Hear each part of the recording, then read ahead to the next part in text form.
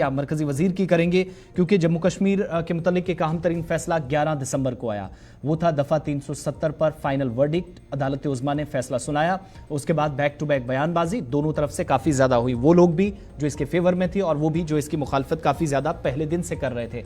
इस बीच वजीर खारजा डॉक्टर सुब्रमण्यम जयशंकर का अहम बयान सामने आया और उन्होंने इन 10 बरसों में हुकूमत की सबसे बड़ी कामयाबी करार दी दफा 370 की तनसीक।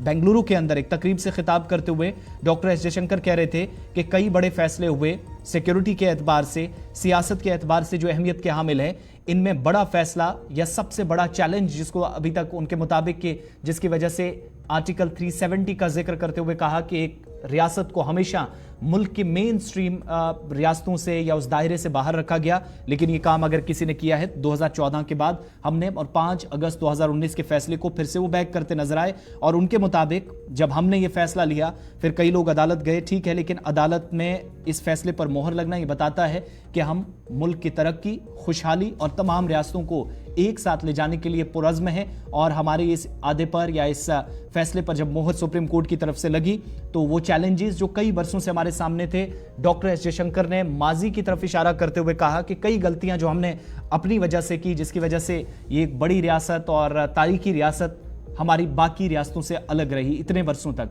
लेकिन अब उसको मेन स्ट्रीम में लाने का या उस दायरे में लाने का एक जो प्रयास था, एक कोशिश थी, उसमें मरकजी हुकूमत कामयाब हुई है। और इतना ही नहीं, फिर से डॉक्टर जयशंकर ने 370 की तनसीक के फैसले पर जहां बात करते हुए कहा कि बड़ी कामयाबी है।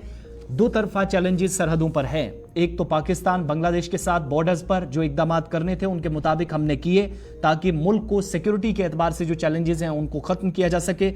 दूसरा, सरहदों पर आज के वक्त में भी कुछ ऐसे इश्यूज हैं जो स्टैंड बाय हैं, जिसमें उन्होंने मशरकी लद्दाख का जिक्र किया, चीन के साथ लगने वाली सरहद पर। और यही वो डॉक्टर एस जयशंकर हैं जो बार बार कहते रहे हैं कि तमाम तरह की मीटिंग्स, तमाम तरह की कोशिशें फौजी सतह पर या दिल्ली और बीजिंग के दरमियान जितनी मुलाकातें हुई, उन मुलाकातों के बावजूद भी वो जो ताअत्तुल था, वो जो आग लगी थी, उसको ख़त्म करने में मुकम्मल तौर अभी कामयाबी हासिल नहीं हुई है, जिसमें गलतियां चीन की तरफ से हुई हैं। यही वजह है कि हमने भी 50-60 हज़ार फौजी जो हैं वो वहां पर तैनात कर रखे हैं और फेस टू फेस जो हैं वो फौजी हैं, अफवाज आमने सामने हैं। इस बीच दोनों तरह के जो इंपॉर्टेंट बयान हैं, दफ़ा 370 और सरहदों पर चैलेंज आज भी बरकरार है। इस पर डॉक्टर जयशंकर की बात आपको सुनाएंगे। बेंगलुरु में एक तकरीब से खिताब कर रहे थे। Different ways, I would say we are a country who have more than our fair share of challenges. Some of them come from our neighborhood. Some of them, I have to admit, are created by ourselves.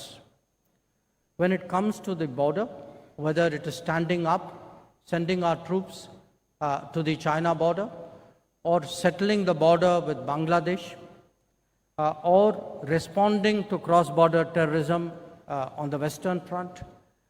You're all aware of this. But some of it is also long-standing issues which we ourselves could have settled. One of them was actually the Article 370 issue in regard to Kashmir. Today, when go to Kashmir, it's a very different Kashmir that we see. It is a Kashmir of tourism. It is a Kashmir of economic growth. It is one where actually terrorist incidents have come down. And while I would certainly regard, the abrogation of Article 370 as one of the big achievements of this term, I also sometimes ask myself, why did it take us so long? So, a part of looking back is also a degree of self-reflection and, driving yourself to keep looking at the challenges, because we sometimes take achievements for granted. We also sometimes take problems for granted. So it's important that we look at old problems with new eyes, and certainly in this case, because there was a strong conviction to deal with a situation where one state of this country was kept outside the national mainstream, at last that challenge was addressed. देर आए दुरुस्त आए, इतने बरस क्यों लग गए, सवाल पूछने के बीच जवाब भी दिया कि बिलाखिर वो फैसला लिया गया। और उन्होंने कहा कि आज अगर आप कश्मीर जाएंगे तो बदलता हुआ कश्मीर पाएंगे, मुनफरिद पहचान रखने वाला कश्मीर जो मुख्तलिफ है। सिक्योरिटी के एतबार से दहशतगर्दी के वाक़यात के कम होने की तस्दीक जो पिछले दिनों लोकसभा और राज्यसभा के अंदर रिपोर्ट्स के जरिए वजारत दाखिला ने की, उस पर फिर से मोहर लगा रहे थे मरकजी वज़ीर ख़ारजा डॉक्टर एस जयशंकर। खबरों